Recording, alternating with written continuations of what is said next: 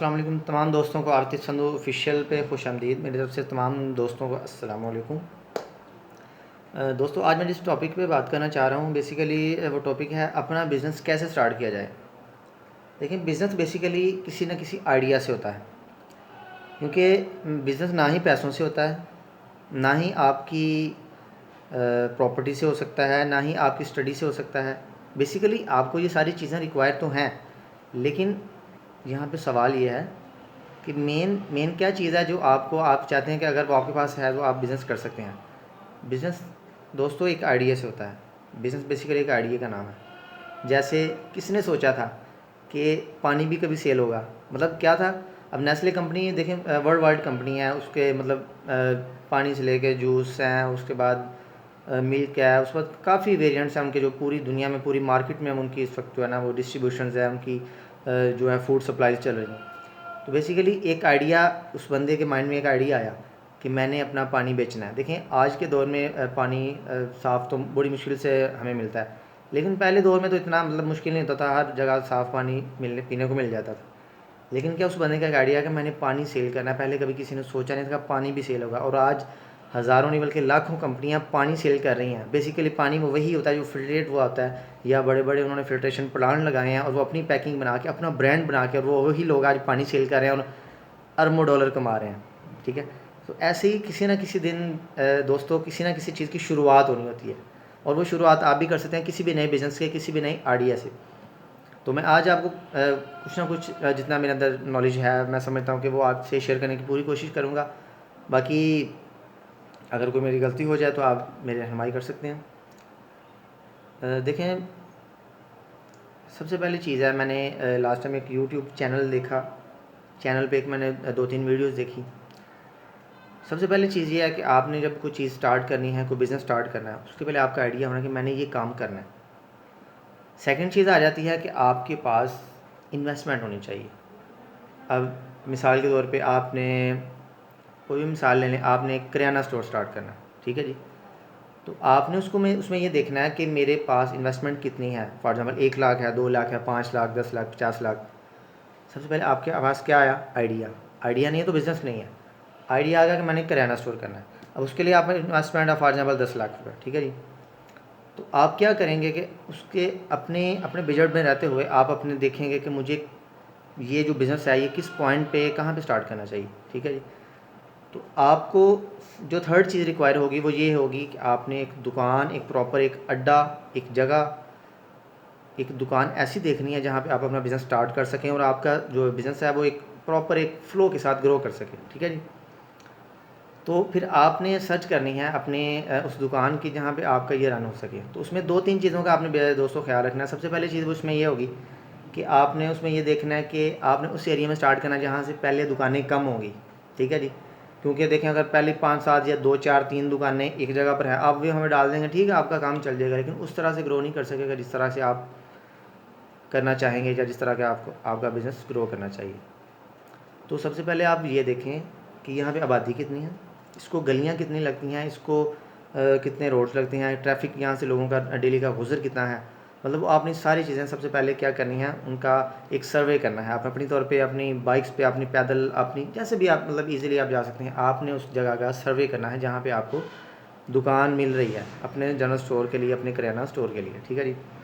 सर्वे करेंगे, सर्वे में आपने 2-3 चीज़ें नज़र रखनी है कि आपको पता चल जाए कि आप आया कि आपको यहाँ पे बिज़नेस स्टार्ट करना चाहिए या नहीं करना चाहिए। सबसे पहले चीज़ आपने ये देखनी है, जैसे कि मैंने आपको बताया वहाँ पे दुकानें कितनी हैं, ठीक है जी।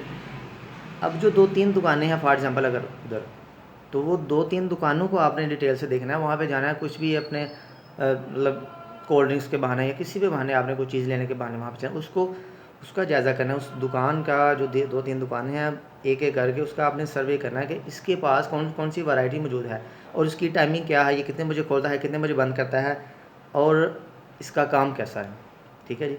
उससे आपको काफ़ी चीज़ें पता चलेंगी, जैसा कि अगर एक दुकान है उसका काम ज़्यादा है, दूसरे का काम है, तीसरे का काम है, तो आपने ये देखना है कि भाई इसका कम क्यों है, इसका ज़्यादा क्यों है। आपने उसमें डिफरेंस तलाश करना है, ठीक है जी।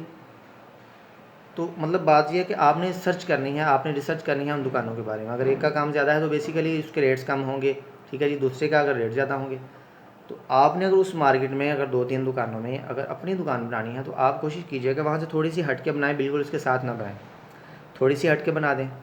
अब जो काम वो नहीं करता आपने वो करने हैं। फॉर एग्ज़ाम्पल अगर वो सुबह 7 बजे खोला तो आपने 6 बजे खोलनी है। अगर वो रात को 8-9 बजे 9 बजे बंद कर देता तो आपने 12 बजे बंद करनी है। मतलब कि लोगों को पता चलेगा कि भाई ये अच्छा। उसके बाद जो उसके पास एक चीज़ नहीं है, फॉर एग्ज़ाम्पल उसके पास पूरी वैरायटी नहीं है, मतलब आजकल तो मतलब बहुत ज़्यादा रेंज है जनरल स्टोर की आइटम्स को अगर देखा जाए तो आपने वो रेंज देखनी है कि मैंने अगर मेरा बजट 10 लाख का है तो मैंने वो अपनी सारी वैरायटी पूरी करनी है यार। चाहे एक एक दर्जन आप मतलब कोई भी चीज़ है आप एक एक दर्जन में ले लें स्टार्ट करने के लिए, लेकिन आपने वैरायटी अपने वेरिएंट पूरे रखने हैं। अगर कोई साबुन है, कोई पत्ती है, कोई एवरीथिंग कुछ भी है, कोई घी ऑयल आटा दालें चीनी कुछ भी है, तो आपने अपनी वैरायटी अपने वेरिएंट्स पूरे करने हैं ताकि कस्टमर आपकी दुकान पे आए, आपके स्टोर पे और वो वापस ना जाए, जब ख़त्म हो आप दोबारा ले सकते हैं। इसके लिए ये चीज़ें ज़रूरी होगी।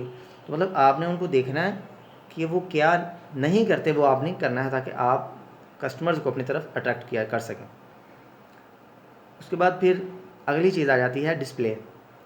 दोस्तों आपने एक मुहावरा ज़रूर सुना होगा कि जो दिखता है वही बिकता है, ठीक है जी। जो तो अपना आपने प्रोडक्ट अपनी जो सामान है, अपनी चीज़ें हैं जो बेचने के लिए, तो आपको प्रॉपर एक डिस्प्ले चाहिए, ठीक है जी। और अपनी ज़बरदस्त डिस्प्ले हो। मतलब अब आपने जैसा कि मैंने पहले बताया, आप 2-3 दुकानों को देखना है। अब जिस तरह की भी उनकी डिस्प्ले है, अच्छी है बुरी है मुझे तो नहीं पता आपने किस तरह की देखी, लेकिन आपने उनसे ज़रा हट के करना है कि जो कस्टमर्स है वो आपकी तरफ अट्रैक्ट होंगे।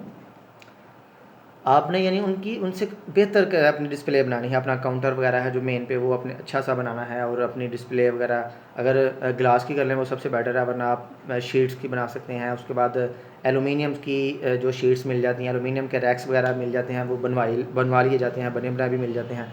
तो जैसे भी आपको इजी लगे वो आप मार्केट से करवा सकते हैं।